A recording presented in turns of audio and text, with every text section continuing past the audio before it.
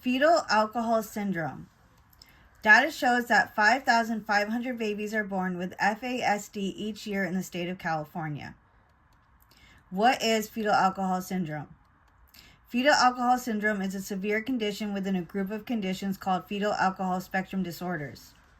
When a mother drinks alcohol during pregnancy, the fetus is exposed to the alcohol and it is toxic to the baby's cells. This alcohol exposure causes damage to how the brain and body parts develop, especially the face and the head. The face, organs, brain, and nerves will all have developmental complications from the alcohol exposure. Physical symptoms include a low nasal bridge, minor ear abnormalities, an indistinct philtrum, micronectatia, epicanthal folds, a flat midface and short nose, and a thin upper lip.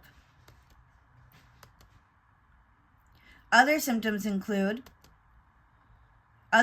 that may develop over time are delayed speech and language development, difficulty focusing or short attention span, hyperactivity, learning delays, low IQ, poor coordination, trouble developing fine and gross motor skills, trouble getting along with others, poor communication skills, difficulty controlling emotions, and problems with memory.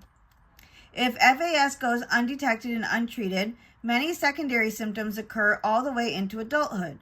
For a doctor to diagnose FAS, they need a history on the mother's alcohol consumption during pregnancy, physical signs, and developmental symptoms. There is not a specific test to determine FAS. Unfortunately, many children suffering from FAS go untreated. Early detection and intervention is the best possible course of treating the symptoms of FAS. Is there a cure? Unfortunately, there is not a cure for FAS. Treatment starts with prevention, and early detection and intervention is key. Treatments for FAS.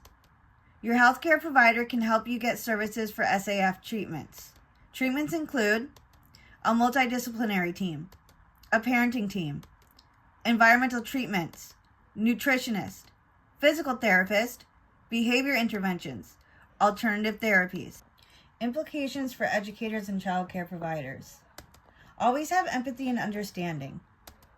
Transition techniques. Be aware that transition times are going to be extremely hard for children with FAS. Therefore, using positive transition techniques, you can help this process. Creating a positive learning environment that adds value to the child. Use assessments to learn about the individual needs of each child, including the children with FAS. Focus on emotional and social developments. Children with FAS have a very hard time socializing and learning about their emotions, processing their emotions. So make sure to include a lot of emotional and social development for children with FAS. Have behavior interventions in place. A child with FAS could show behaviors that would seem inappropriate, like they may be finished with a crayon and throw it on the table. And just keep in mind that these are just symptoms of FAS and not construed as behaviors on purpose. So just keep that in mind.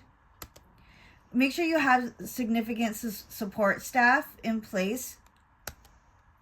Creating an inclusive classroom and having open and honest communication with the child's family are two of the most important implications. Thank you.